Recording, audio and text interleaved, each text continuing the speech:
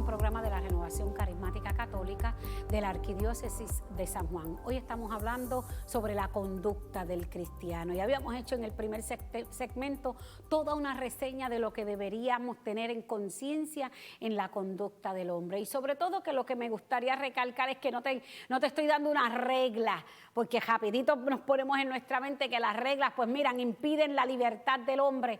No, el mismo Espíritu va a ir haciendo lo que tiene que hacer en la vida tuya y en la vida mía, que nuestra conducta va a ser totalmente diferente.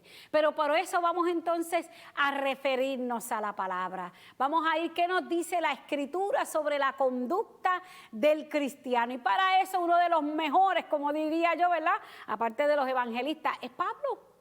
Pablo es excelente en esa materia, así que vamos a ver qué nos dice Pablo en la carta a los Romanos, en el capítulo 12, en los versículos 1 al 2. Te invito a que busquemos la palabra y vamos a leer la palabra, proclamarla, que está en Romanos capítulo 12, versículo 1 al 2.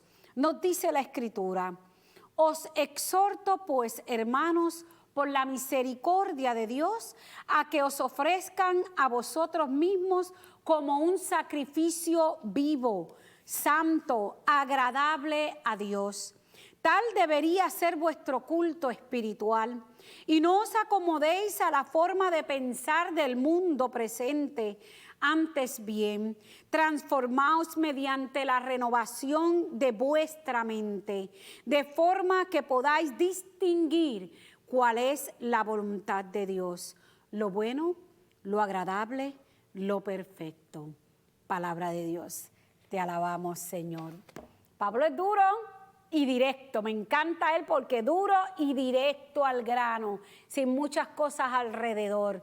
Aquí claramente está haciendo que una exhortación primero a una comunidad que él no creó. Él no creó la comunidad romana. Y probablemente todavía en este espacio, decían algunos de los biblistas, que quizás todavía ni tan siquiera había llegado allí. Pero sin embargo sabía lo que estaba pasando, como un buen pastor, como un buen líder que es, conocía lo que estaba pasando. Y recordemos que en esta comunidad de Roma había mucha persecución, así que habían gente caminando por aquí y por allá queriendo correr, salir de ahí, pero también estaban ¿qué? Los que iban ¿qué? Adorando allí al rey, al emperador, pero también estaban convirtiéndose al Señor y todavía estaban como que espérate, en estas dos aguas.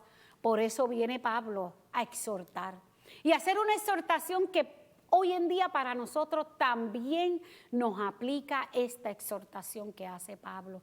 Les exhorto pues, hermano, por la misericordia de Dios, a que se ofrezcan y ofrezcan ustedes mismos como un sacrificio vivo, santo y agradable a Dios. Nos exhorta que nos sepamos que entregar como un sacrificio vivo, santo y agradable a Dios. Ese sacrificio que lo vamos recibiendo todos los días cuando somos partícipes en la Santa Eucaristía. Ese sacrificio que ha hecho el Señor, hoy se nos pide también a nosotros que cuando nos bautizamos, ¿verdad? Se nos dijo que éramos profetas, reyes y sacerdotes, que también nos entreguemos, seamos sacrificios vivos, santos y agradables a Dios. Y para ser santos y agradables a Dios, tenemos que tener una conducta agradable a Dios.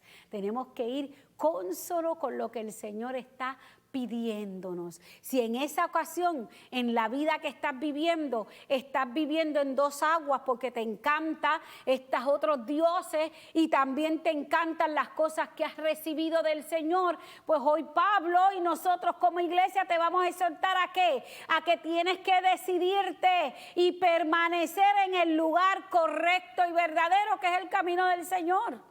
Pero esto es una decisión libre del hombre. El hombre libremente escoge y decide. Y lo escoge y lo decide ¿cómo? Por medio de esa experiencia que ha vivido con el Señor.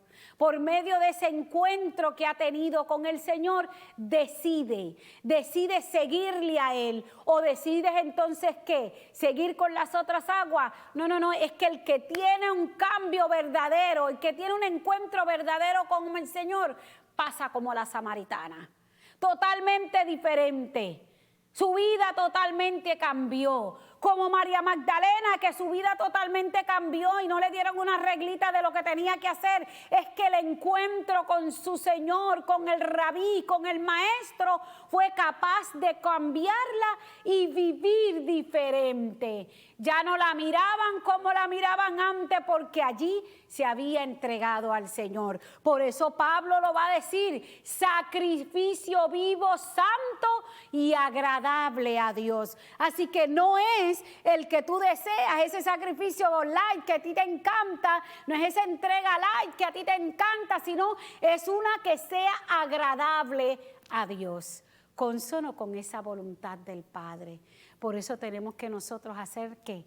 Ir evaluando nuestra vida, ir mirando nuestra vida, ¿verdad? Dirigiéndonos a aquel que ha decidido seguir a Cristo, porque el que no lo ha decidido, pues todavía tenemos que seguir lanzando esa semilla para ver si el Señor va transformando. Pero aquel que sí decidió seguir a Cristo, tiene entonces que decir: yo quiero ser, como dice Pablo, un sacrificio santo y agradable a Dios, para vivir como Él quiere que yo viva.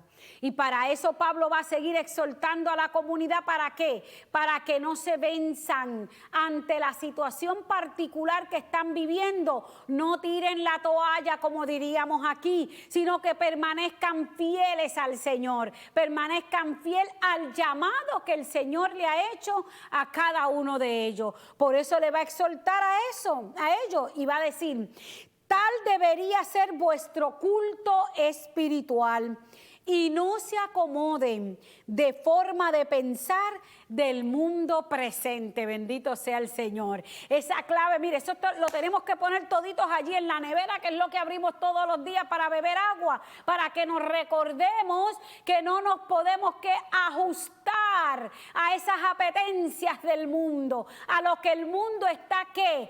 Presionando para que tú y yo nos cambiemos, presionando para que verdaderamente se imponer lo que ellos creen, la ideología que ellos crean, las situaciones que ellos crean que no van con la voluntad de Dios, no van con el ser santos y agradables a Dios. Y para eso tú y yo tenemos que pedir la fuerza del Espíritu para no irnos por esa tangente, no dejar que todas esas cosas influyan en nuestra vida y nos saquen del camino, porque el Señor se dio por ti y se dio por mí.